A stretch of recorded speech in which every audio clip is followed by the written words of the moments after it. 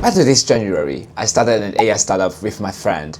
We spent 6 months building our own product, our own website. By June, after 6 months, we still have no paying customers.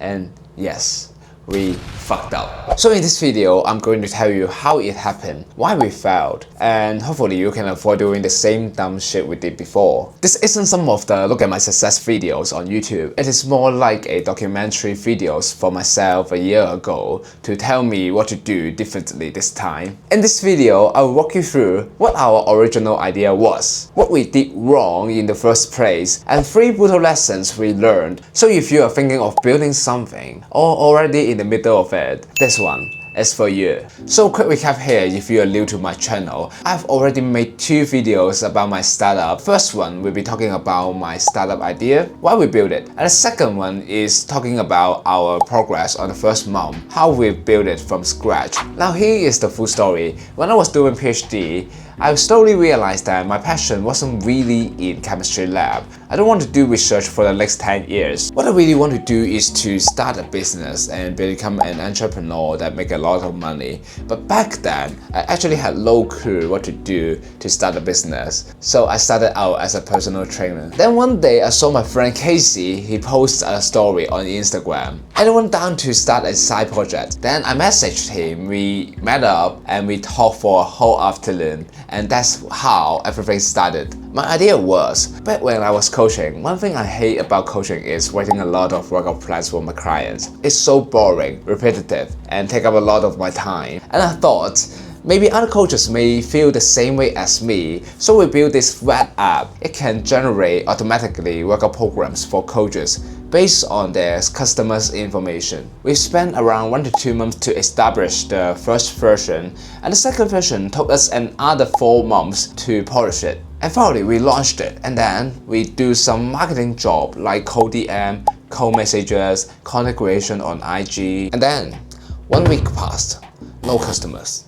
I'm thinking, well, maybe it is just a marketing problem. Let's post more. 2 weeks in, still no customers. Oh, maybe it is just another marketing problem. Maybe we should post on more social media platforms like on Instagram, on Reddit, on LinkedIn. Let's give it another try. 3 weeks later, still no customers, 0. So at that point, I was kind of frustrated, but I still didn't lose hope until I ran poll all over the social media, asking whether they actually have the problem that I am trying to solve or not. And the result, I am fucked. So we didn't just run one poll, we ran multiple polls across different platforms, Reddit, Facebook, and LinkedIn, asking the same questions. Do you actually find writing workout plan annoying? And I had this plan. If somebody actually said yes, I would reply his message like, hey bro, I feel you. So this is why we built this. Here is the link, please enjoy. But yeah, it didn't happen. The result came in and it was the exact opposite. No coaches thought it was annoying. It turns out we found that most coaches actually enjoy programming. It is part of their job and part of their creativity. At the end, we are screwed. We spent months of coding, designing, refining just to make 0 customer and $0. Our first big mistake, we built it before we validated it. Why? Because I hated writing workout program as a coaches, so I assumed every coaches should hate it too. I didn't conduct any interviews, any surveys, just asking ChatGPT. We did ask some coaches, their opinion are very positive, but I actually cannot distinguish whether they are trying to be polite to us, kind of like, oh yeah, this product is good, but I'm not paying anyway, instead of really wanted that product. What we should have done instead is we should start a landing page for our product, toast up a demo or just scratch to show how we use this function to help you solve any problem.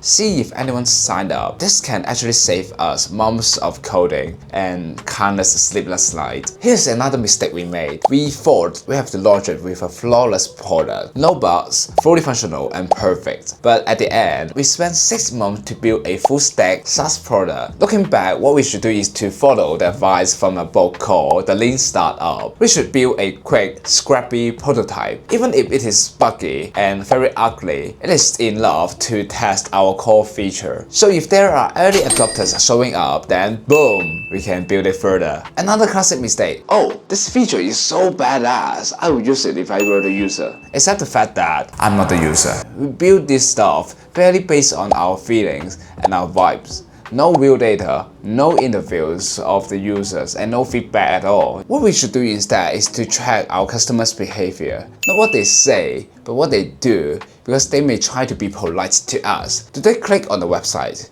Do they use it twice? Did they actually pay for the services? If yes, great, we will continue to build on this service. If no, we will pivot and try to relaunch to the audience to see how they react to the changes. Because at the end of the day, it is all about what our customers need, not what we want the features to be.